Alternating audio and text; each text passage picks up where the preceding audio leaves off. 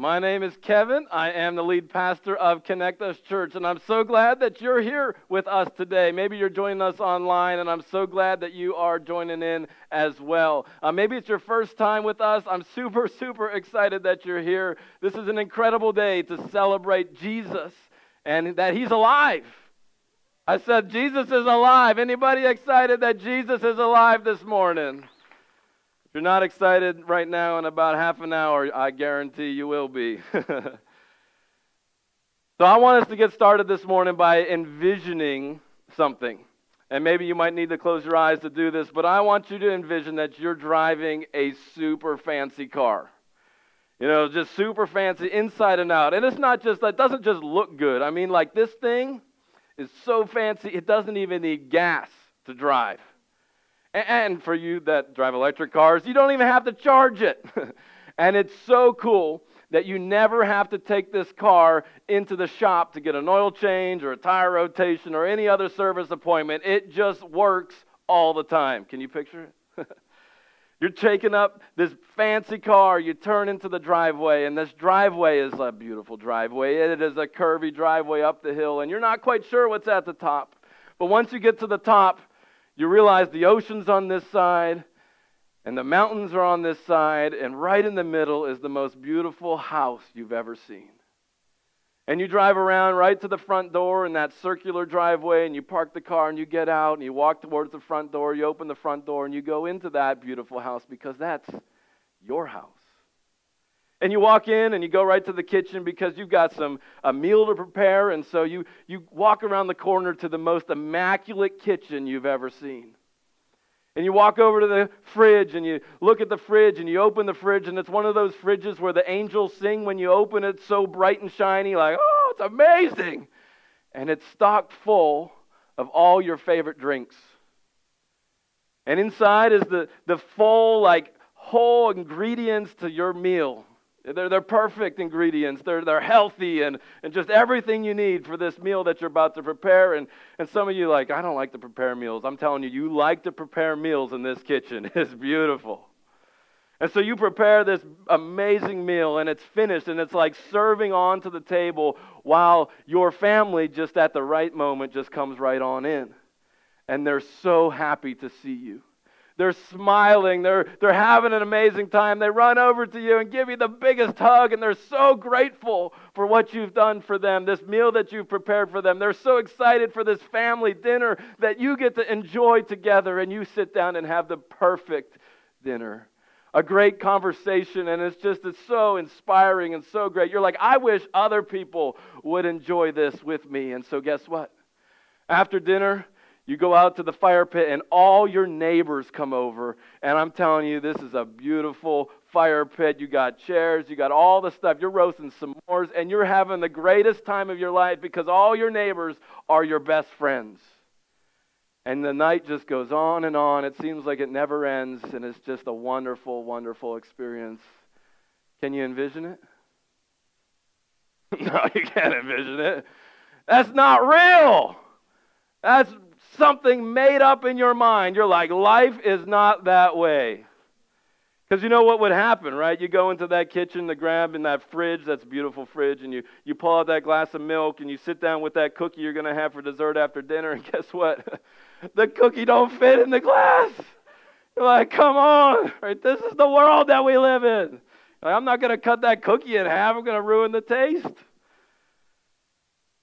Or maybe you're having a movie in front of like an 100-inch TV screen, and you go to the pantry and you look at that bag of chips and you sit down to watch the movie, but you can't decide. And you're like, I can't hear the TV when I'm eating my potato chips. Movie, potato chips, movie. I don't know. It's a hard decision. But you make it through the movie and you're like, all right, I guess I'm a little tired. I'm going to like make the hike up to my bedroom, which is like a mile away, you know. And so you go up the stairs and you get there, and for some reason you're like, I got to flip through the news one more time. I got to scroll through Facebook one more time. But then you run into this problem that my house is too big for my Wi-Fi signal. Anybody? Like, it's just not scrolling. It doesn't work. You know what these are called? These are called first world problems. Right? First world problems. And some of you are like, Kevin, maybe I do have some first world problems, but I got real world problems. And I know you do, because I do too. And so maybe you're thinking, like, that bag of chips to watch a movie, like, you know how much that bag of chips costs? It's more than I've ever seen in my life for a bag of chips. We got real world problems. We got depression. We got stress. And sometimes that takes the best of us, or maybe you or someone you know, someone you love, someone really close to you.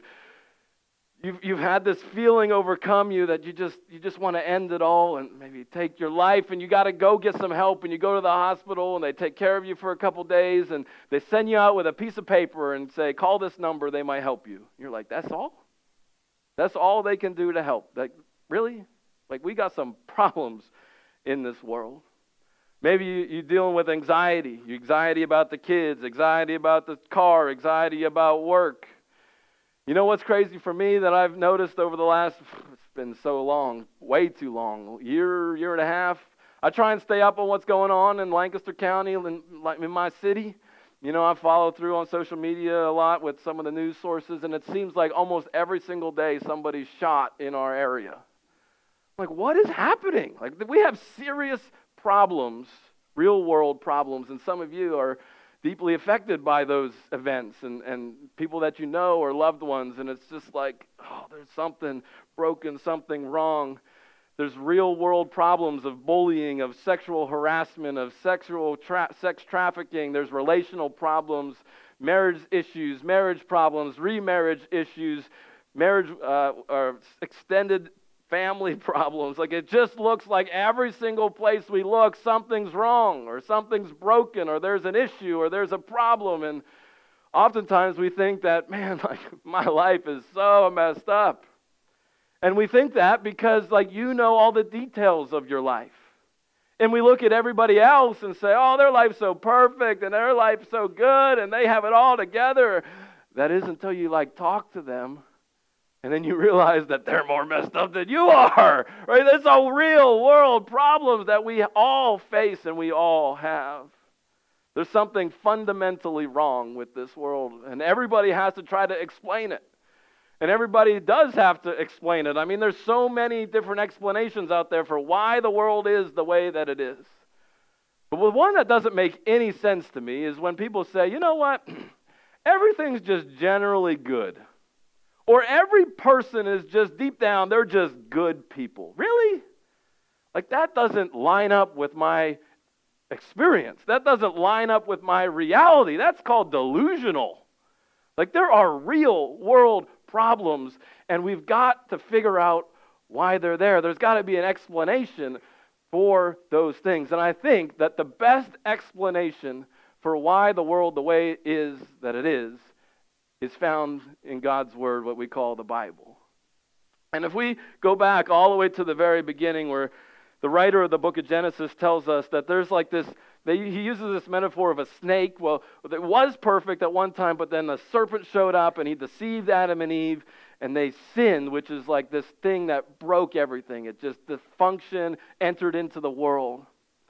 And it happened because they disobeyed God. They didn't trust God. They didn't believe God. And so God tells the serpent, like, this is what's going to happen as a result of what you did. There's going to be hostility between you and the woman.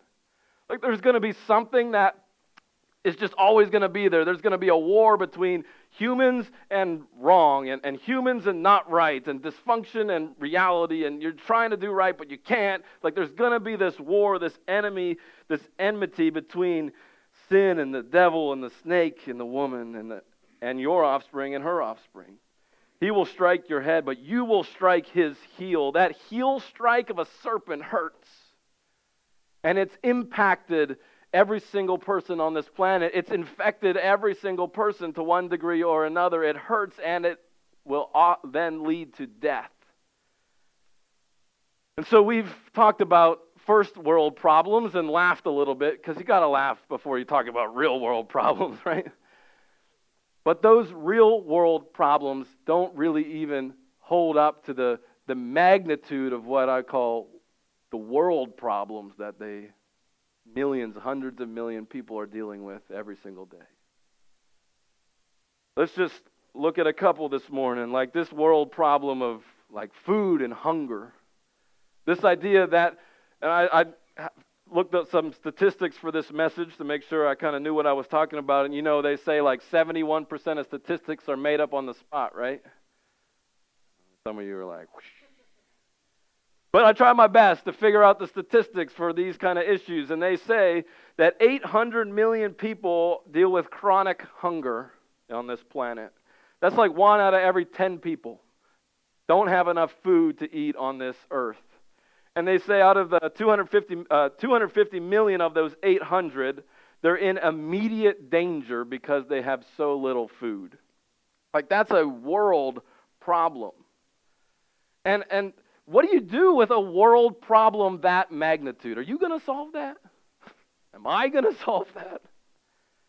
But there's this hope, this something's going to solve that problem. Something has to solve that problem. And it kind of goes back to that initial kind of foreshadowing God was giving us in these verses that, yeah, you're going to strike his heel. Yeah, the world's going to suffer with hunger. Yeah, the world's going to suffer with all these things. But he, the seed of the woman, is going to crush your head. Like that snake, that serpent, that sin, that thing that causes the problem is going to be defeated one day. It's going to be gone one day. It's going to be destroyed one day. Like, it's coming. That's the promise. And so they were looking all throughout history for this coming answer to these problems. And so they were looking at the political leaders, kings that had power over like the whole world and the financial resources like crazy. And they're like, maybe that's the one that's going to solve all the world's problems. And of course, it hasn't happened yet. Or they were looking to the religious leaders, the spiritual leaders, and they're going to be the ones to lead us to the good times. The prophets are going to lead us into the answers and going to finally crush the head of that serpent. And it wasn't them either. But I'm here to tell you today that the snake crusher has come. Yeah, I said the snake crusher has come. You got to have a more than one person who's excited about that this morning, right? That's good. That's why we're here. He's come. And so when we see this problem like food and hunger, we see the answer to this problem as Jesus. He's the provider of this answer. He's the one who is himself the answer. He calls himself the bread of life. So people are dealing with hunger. People are dealing with that, but where's the answer? It's Jesus who is the answer. And so he says in John 6:35, Jesus replied, I am the bread of life. Whoever comes to me will never be hungry again. You know, 800 million people are dealing with hunger, and here's someone who shows up and feeds 5,000 people. That's the low number. They just counted the men. It's like 15, 20,000 people with 5 loaves and 2 fish. He's like creating food out of thin air. Or just so everyone made sure they knew what was happening, he did it again. This time not 5,000, but 4,000. Again, many more than that. He's feeding all these people out of thin air. He's the answer to the world's problems. People dealing with hunger, he's the bread of life. But it's kind of a paradox. It's kind of strange to think this way, because the bread of life, the one who's come to solve the world's problems, well, he himself was hungry. For 40 days and 40 nights he fasted and became very hungry. How does the bread of life, the one who creates food out of thin air to feed tens of thousands of people, go hungry? How's that possible? The paradox. And it's not the only world problem that we have. The list goes on. There's light and water and shelter as problems. Again, energy statistics show that 1 in 10 people, that's like 1 billion people on this planet, they can't charge their phone for more than 4 hours a day. Some of you are like, what? 4 hours? That's all you got? Maybe you don't got any to charge a phone or to power a radio for 4 hours, to have a one light bulb. How many light bulbs do you have in your house? Got more than one. Some people don't even have one. Or what about water? Water, that's double the problem. Instead of 1 billion people being affected by light, and it's water's 2 billion people, they say, don't have safe water. That's a quarter of the world. 1 in 4 people. You ever seen a video of a village getting water for the first time? Safe, clean drinking water. You ever seen that? If you want to be happy, watch a video like that. If you want to learn how to throw a party, if you want to learn how to celebrate, if you want to learn how to just go crazy because you're so thankful that you have this living water that gives you fresh water to drink, watch one of those videos. It's amazing the people that they celebrate. They got water. Or how about shelter? Got some local numbers for this. They estimated last year, as they counted, there was about 500 or so homeless people that lived in our county, which, as compared to the year before, was 5 times as high. So it was 100, and now it's 500. They might have changed the way that they counted a little bit, but still. They also, half of the city, they say, feel burdened spending over 30% of their income on housing. You get a paycheck, and it just disappears. It's the problems that we have. And so Jesus is the answer to those problems. He tells us a lot of things. He's the light of the world. He's living water. He's the preparer of mansions. In John 8:12, he's like, I am the light of the world. In John 4:10, I would give you living water. He's sitting next to a woman at the well, and she thinks they're talking about like actual water, but Jesus wants to give her living water. And in John 14:12, there is more than enough room in my Father's home. Like Jesus is the answer to these world problems, these real world problems. But he also, in this paradoxical way, also experienced these very same real world problems that we all deal with. Like how can the light of the world be abandoned in darkness to die? How is that possible? Matthew 27:45, at noon, darkness fell across the whole land until 3 o'clock. Or the living water is on the cross. In John 19:28, we read, he's thirsty. Or the preparer of mansions, who's going to prepare a place for you that has more than enough room for every person who's ever lived on this planet. The Son of Man, as he's walking around on this earth, has no place to lay his head. How's that possible? We got some real problems, but Jesus presents the answer to those problems. He is the answer to those problems, but he himself has been infected and impacted by those problems. Or how about the world problem of leadership? You know, we think that if we just get the right people in charge, then the world's going to be a better place. They're going to solve all the issues and going to take care of it all. And we think, that generally people are getting better over time. We're getting smarter. We're getting more technology. We're getting better people. And so better people are going to be in better places of leadership, and everything's going to be better. But you look at the statistics, again, that this last century, the 20th century, was the most deadliest century as far as like deaths by government as ever in the history of the world.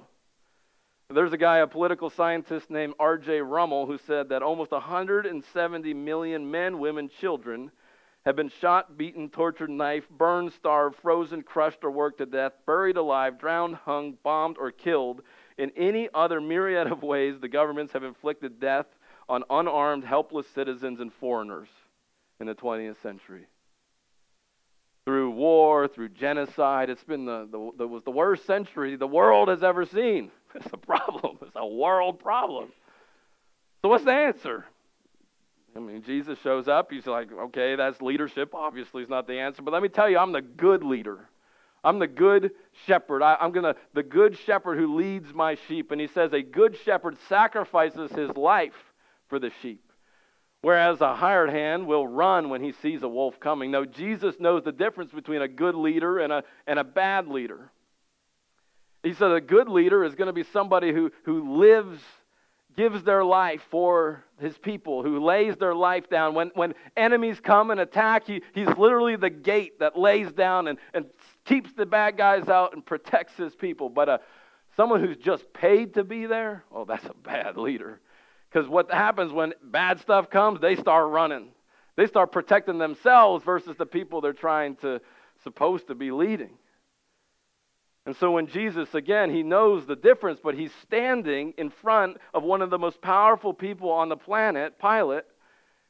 And Pilate saw that he wasn't getting anywhere and that a riot was developing, so he sent for a bowl of water and washed his hands before the crowd, saying, I'm innocent of this man's blood. The responsibility is yours. Jesus experienced standing before a government leader who decided to do what was best for himself.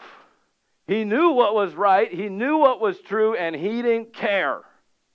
He just did what was best. He didn't want to get in trouble. He didn't want the riots to cause an uproar and him to lose his job or lose his life. So he just said, whatever. Jesus stood at the hands of a political leader that was not a good political leader. That was part of the problem. Or how about the world problem of spiritual direction?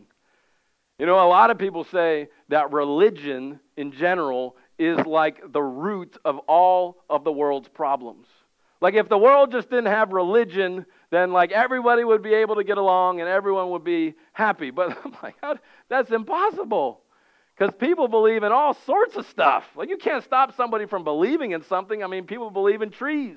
And people believe in rocks and gems. And they go see psychics. And there's pagan religions and witchcraft. And let alone just like every form of like, it's called legalism. Basically this belief that if I do the right thing, then God will bless me. Shows up in a million different ways. If you just want to please God, then you just do what he says. Okay, how does that work? Do you know God? Have you seen him? Have you heard him? There's the questions, right? And what if one person says to do it this way, another person says to do it that way? How do you know? There's so much confusion. There's so much spiritual, like, I don't know. And so Jesus shows up as the answer to this, like, impossible question. And he's the Word. He's the thing behind the thing. And he became one of us. He became flesh. He became human. And he says, you don't have to wonder anymore of what it's like to relate to God. Like he's literally standing next to other human beings saying, I'll tell you exactly how to do that. I'll reveal to you exactly who God is and what he does and how he thinks and how he behaves. The Word of God became human and made his home among us. When we are wondering about how to relate to God, you look at how Jesus revealed the Father to us. But again, it's the paradox. He's the answer to the problems. He provides the answer to the problems, but he himself also experienced the problem. And so here he is. He just, get this, he healed somebody who was blind. He helped them see and he helped them talk. And the spiritual leaders of the day said, the Pharisees, no wonder he can cast out demons. His power is from Satan, the prince of demons. This is the God of the universe who's doing something good for somebody. And the religious people are like, nope, that's the devil. Jesus experienced the problems that we all deal with. How about the physical ailment problem? You know, you talk to somebody for like 2 minutes and you'll know all their medical history, right? You just do, because we all got it. We all got it. And you know, they say, the statistics again say that 1 out of every 3 doctors report being sued. Which is crazy to me, because here's what happens. You're hurting. You go to the person who's supposed to help you, and you say, they didn't help me, I'm suing you. Like, what are you supposed to do? You're going to the very people that are trying to help you, and they don't help you. They're just trying to help, oftentimes. But Jesus shows up and he's like, yeah, I know this is a problem. I'm the great physician. In Matthew 9, he says healthy people don't need a doctor. He's kind of using this as a metaphor for a lot of things, but he's like, sick people do. For I have come not to call those who think they're righteous, but for those who know they're sinners. Jesus came not only healing the sick and helping blind people see and doing all of these things that physically restored people to what they should have been doing, but he was saying like he came to heal the whole person. The mental health, the spiritual well-being, the physical well-being. He's the great physician. But again, the answer to the problem, the provider of the answer to the problem, who was the answer to the problem, he himself experienced the answer to the problem, or experienced the problem. In Luke 22, we read that the guards in charge of Jesus began mocking him and beating him. They blindfolded him and said, "Prophesy to us, who hit you that time?"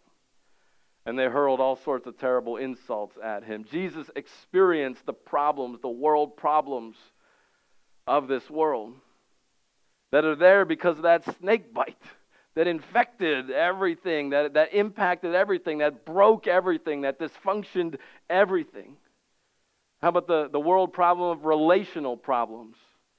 The statistics say that 35 to 50% of first marriages will end in divorce.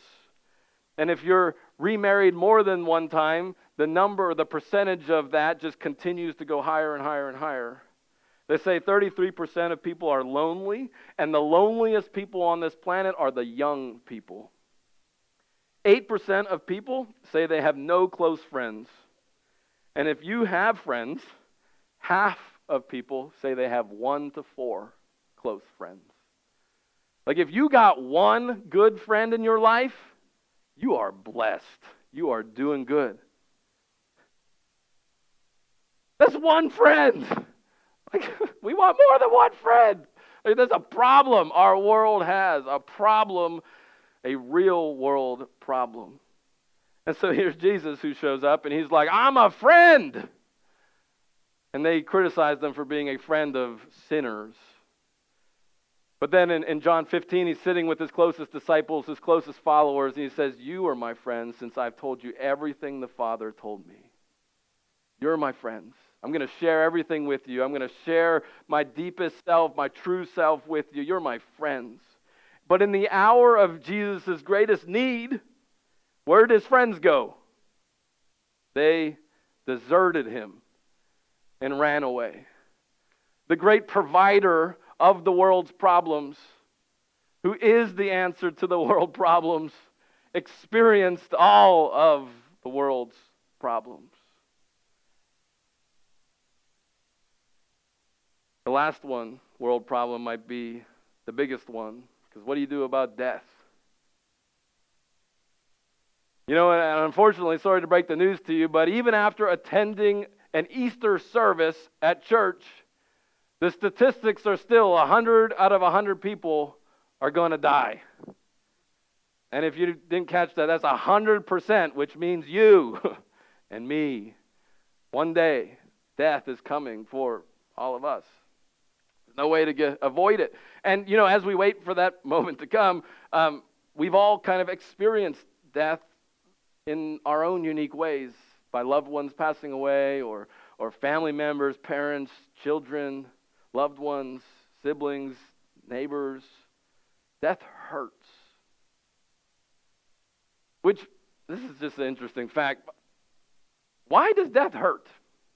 Like if it was just a random chance world that we live in and everything just kind of happened, natural processes, like why do we get sad about death? Like there's a reason that death hurts us.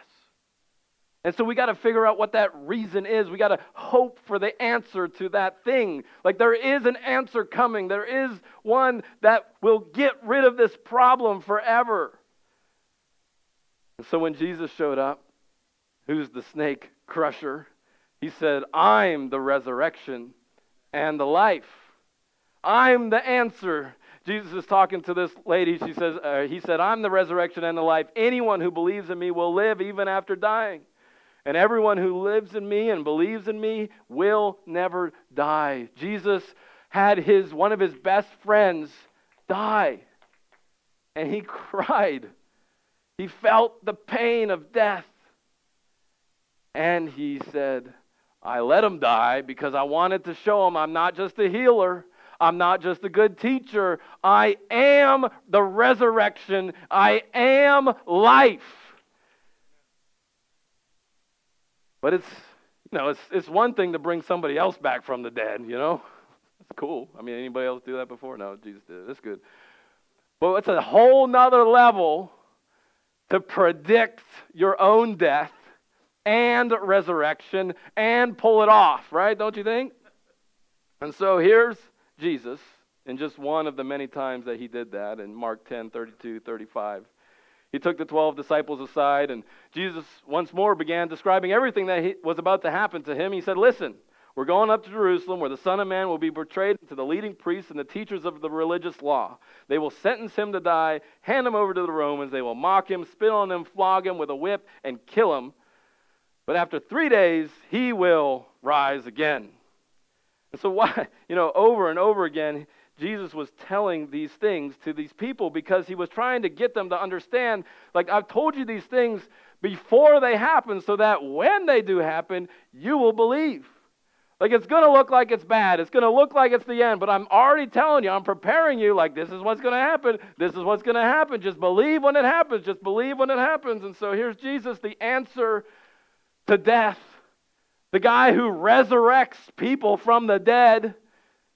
The paradox of him actually breathing his last breath, saying, it's finished, and bowing his head, and giving up his spirit and dying. And then a little later, because it was the day of preparation for the Jewish Passover, and since the tomb was close at hand, they took Jesus' body down and laid it there. The resurrection and the life dead. But you know what comes next, right? Early on Sunday morning, while it was still dark, Mary Magdalene came to the tomb and found the stone had been rolled away from the entrance, and she ran and found Simon Peter and the other disciple, the one whom Jesus loved.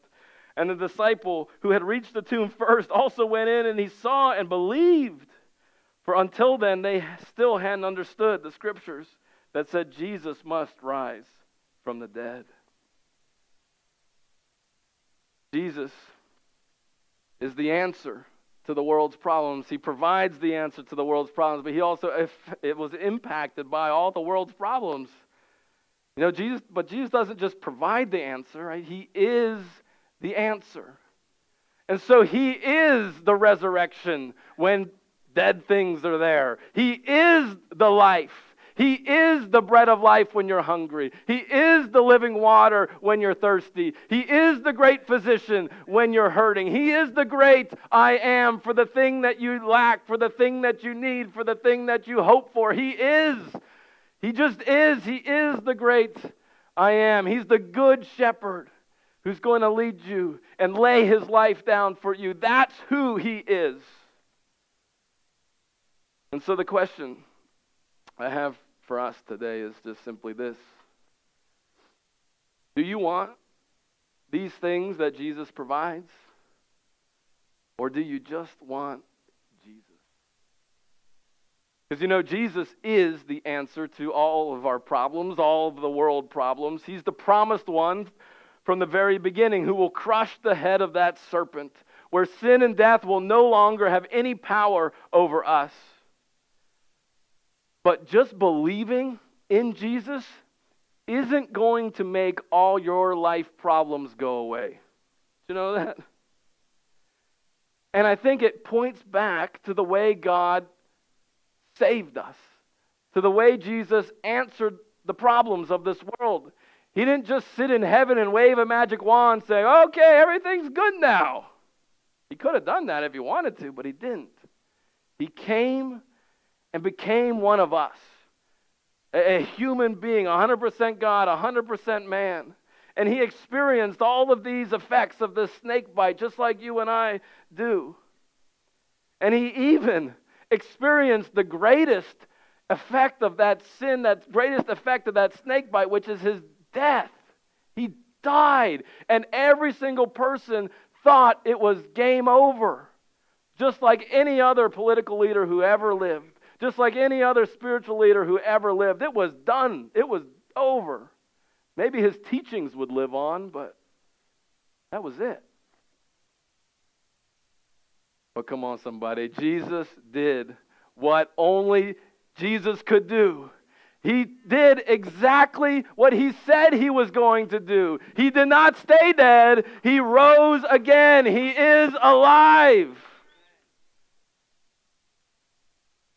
And so when you trust in him, when you believe in him, He guarantees that no matter what you're facing in your life, you can overcome it.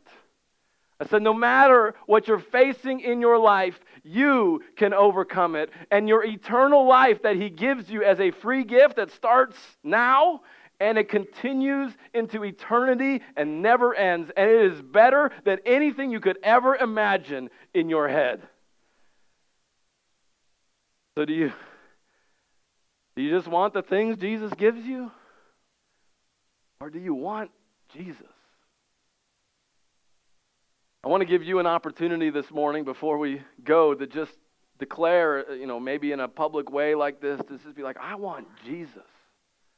I need Jesus. In just a few minutes, I want to make you do this thing because I want to celebrate you. I want to pray with you. I want to just encourage you that you're making an incredible decision to trust in Jesus. Because you know what? It's hard to do that. We want a good life here and now, and eternity seems like so far away. But you got to cherish Jesus. You got to love Jesus. You got to grow closer to Jesus. Seek after Jesus. Just who He is. He is the answer to your problems. He is the answer to the world's problems. That's who He is. You say, man, Kevin, I don't know. I mean, the stuff that I've done in my life, God would really accept me? God would really allow me to live with Him forever after what I've done? Yeah. That's how good His love is. And for maybe others of you, you're like, I'm trying to do good. I'm trying to do the right thing. I'm trying to be a better person. Well, stop trying. He's done it all for you. It's not about you. It's about what Jesus did for you. And so just today, if you're trusting in Him, maybe the first time or the first time in a long time, would you just wave at me, say, yeah, I need Jesus. I just need Him. I need Him. Just who He is. And for all of us, if you are saying today, God, I just need more of you. I need to draw closer to you. I need to have a deeper relationship with you. Not what you give me or not the blessings that you give, but just you as a person, you as a relationship. If you're saying, God, I need more of you, would you just stand as we close in prayer? Say, Jesus, I need more of you. Would you stand with me as we close? God, thank you so much for your coming to be with us. God, how does it even work that the God, creator of the universe, dies? How does it work that you experienced all of these problems when you're the answer? But that's exactly why it works. That's exactly why you're the Savior. That's exactly why you're the snake crusher, because you allowed those things to affect you and impact you. You took it all and you said, it's done for. It's over. I've overcome it. And so, Lord, I pray that we would just trust in you. That we would just love you, cherish you, give our life to follow you. Lord, do this now in Jesus' name.